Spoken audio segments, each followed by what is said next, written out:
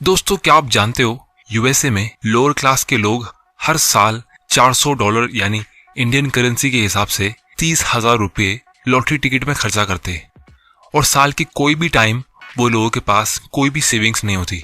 In fact उनमें से आधे लोगों के पास इमरजेंसी के लिए $400 भी बचे नहीं होते।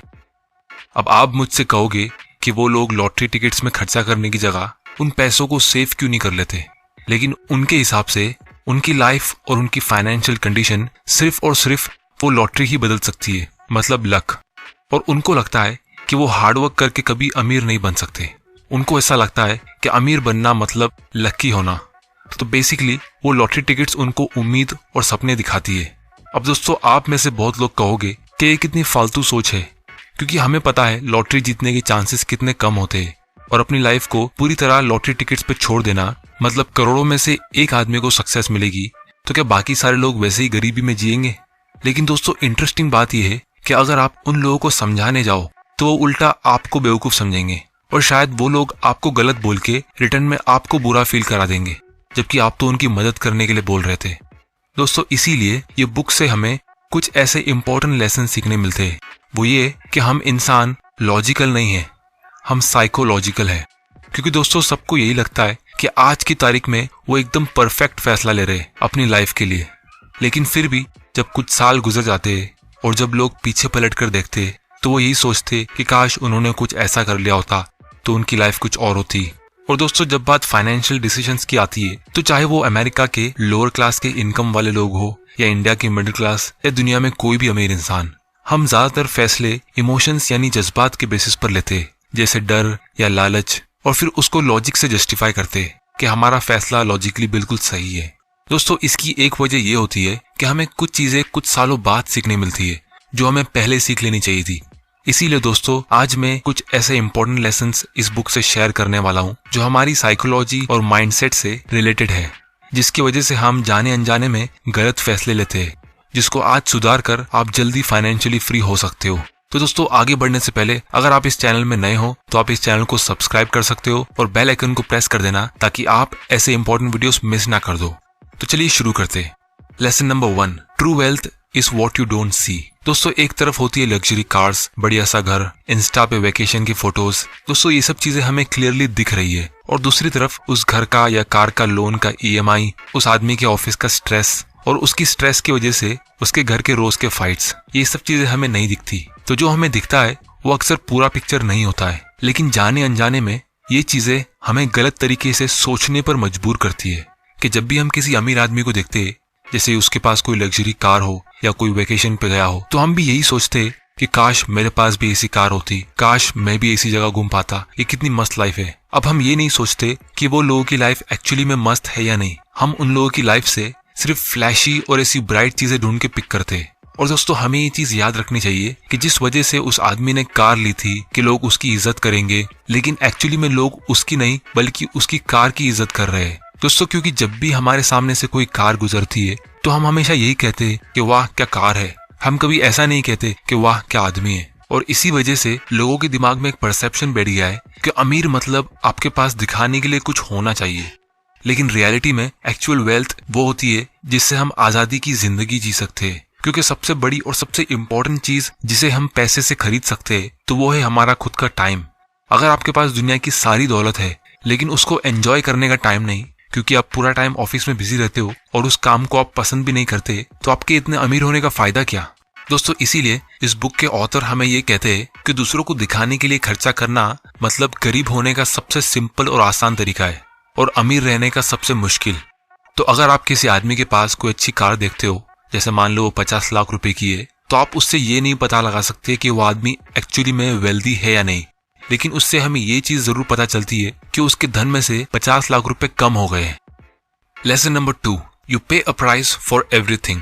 दोस्तों, मान लो आपको एक कार खरीदनी है और उसका प्राइस है 12 लाख रुपया, तो आपके पास अभी 3 ऑप्शन है।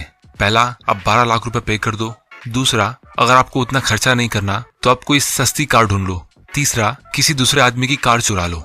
अब दोस्तों, 99% लोग कार चुराने वाला ऑप्शन नहीं चुनेंगे, क्योंकि उन्हें पता है कि फिलहाल तो कार मिल जाएगी, लेकिन उसके बदले आगे जाके फ्यूचर्स में जो प्रॉब्लम्स होगी वो बहुत ज्यादा हो सकती है। तो उसके बेनिफिट जो हमें क्लियरली दिख रहे हैं वो उसके नुकसान से काफी छोटे जो फिलहाल नहीं दिख रहे। लेकिन अगर कोई आदमी गाड़ी चुराता है तो हम उसको यही कहेंगे कि उसने गलत फैसला लिया, फिर चाहे उसको कोई सजा मिले या नहीं मिले, क्योंकि हमें ऐसी चीजें दिख रही है जो उस आदमी को नहीं दिख रही। इसीलिए हम 99% लोग गाड़ी को चुराना नहीं पसंद करेंगे, फिर भले हम कोई सस्ती या सेकेंड हैंड कार ढूंढ लेंगे, क्योंकि हमें पता है नथिंग इज फॉर फ्री। उसी तरह जब आपको अमीर बनना है और इन्वेस्टिंग से अपने पैसों को ग्रो करना है तो आपके पास दो ऑप्शन है। या तो आप अपने पैसों को ऐसी जगह इन्वेस्ट करो जहां आपको सबसे ज्यादा लॉन्ग टर्म फायदा होगा, यानी अच्छा रिटर्न्स मिलेगा, जैसे ऑथर कहते हैं इंडेक्स फंड में या डायरेक्ट स्टॉक्स में। लेकिन उसके लिए आपको उसको सीखना पड़ेगा। उसका प्राइस वही है, और ये प्राइस आप डॉलर्स या रुपीस में नहीं पे करोगे, बल्कि डाउट, अनसर्टेनिटी, थोड़ा टाइम देके उसके बारे में सीख कर पे करोगे। लेकिन उसके बदले में आपका फ्यूचर ब्राइट होगा। और दूसरा ऑप्शन ये है कि आप अपने पैसों को कोई सेफ जगह पर रख दो, जहां आपको ज्यादा रिटर्न्स नहीं मिलेगा लेकिन आपके पैसे सेफ रहेंगे, जैसे बैंक एफडी में या गोल्ड में। तो उससे आपको सेफ्टी तो मिल जाएगी, लेकिन उसके बदले में आपको उतना प्रॉफिट नहीं मिलेगा, और वही उसका प्राइस होगा। तो इसी तरह ये ऑप्शन में आप खराब रिटर्न्स लेकर इसका प्राइस पे करते हो। अब दोस्तों यहाँ पे सच बात यह है कि मैक्सिमम लोग ये दूसरा ऑप्शन चुनते हैं, जिसको मॉर्गन हाउसेल इस बुक के ऑथर कार चुराने वाले ऑप्शन जैसा कहते हैं। और उसका सिंपल रीजन ये है कि बहुत से लोग अपने घर के लिए, अपने घर के डेकोरेशन के लिए, वेकेशन पे जाने के लिए, खाना खाने के लिए बहुत सारा खर्चा करते हैं, लेकिन अपने आप पर इन्वेस्ट करने के लिए इतना खर्चा नहीं करते, क्योंकि अपने आप पर इन्वेस्ट करने का प्राइस उन्हें क्लियरली दिख नहीं रहा। और उन लोगों के लिए वो दिखाने वाली चीज ज्यादा इंपॉर्टेंट है, जैसे घर, गाड़ी या फिर फिक्स्ड डिपॉजिट का फिक्स्ड इंटरेस्ट।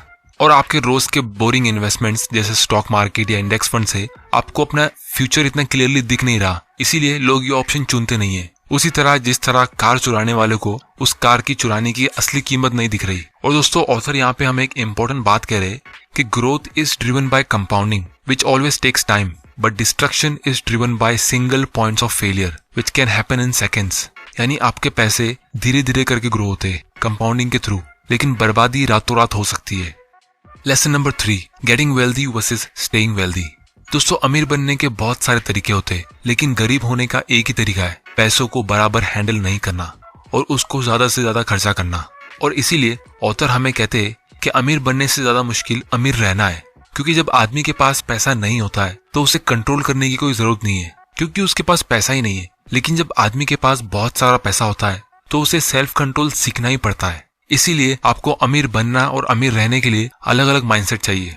लेकिन अगर आप शुरुआत से ही थोड़ी बहुत सेविंग्स करके इन्वेस्ट करते हो और उसके थ्रू अमीर बनते हो, तो चांसेस है कि आपको वही माइंडसेट अमीर रखेगा। और इसीलिए आज दुनिया के 90% से भी ज्यादा अमीर लोग सेल्फ मेड है, और दुनिया के 70% से भी ज्यादा लॉटरी विनर्स 10 साल के अंदर वापस से गरीब बन जाते हैं। तो इसीलिए आपको हमेशा एक सर्वाइवल माइंडसेट रखना चाहिए, जिसके लिए आपको 3 चीजों की जरूरत होती है। सबसे पहला, aim to be financially unbreakable, मतलब आप अपने आप को मेंटली और फाइनेंशियली इतना स्ट्रांग बना दो कि मार्केट साइकिल से आपको कुछ फर्क ही ना पड़े। जब आप रियल एस्टेट या गोल्ड में इन्वेस्ट करते हो तो आपको पता है कि इसमें भी मार्केट साइकिल्स होते हैं और इसका भी प्राइस फ्लक्चुएट होता है, और जब प्राइस गिरता है तो हम उसे बेचते नहीं है, हम और ज्यादा खरीदते हैं। उसी तरह हमें यही लॉजिक यूज करना चाहिए स्टॉक मार्केट और म्यूचुअल फंड में कि आपको मार्केट साइकिल से डरना नहीं है, आपको उसे अपने बेनिफिट के लिए यूज करना है।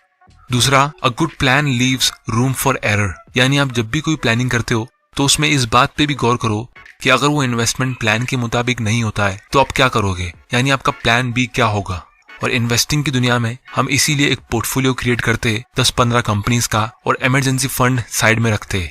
तीसरा, be optimistic about the future but paranoid about your obstacles to success, यानी आपको फ्यूचर को लेके हमेशा ऑप्टिमिस्टिक और पॉजिटिव रहना चाहिए, अच्छी सोच रखनी चाहिए, लेकिन हमेशा अपनी करंट सक्सेस को लेकर अलर्ट और सावधान रहना चाहिए कि उसमें कोई खतरा तो नहीं है।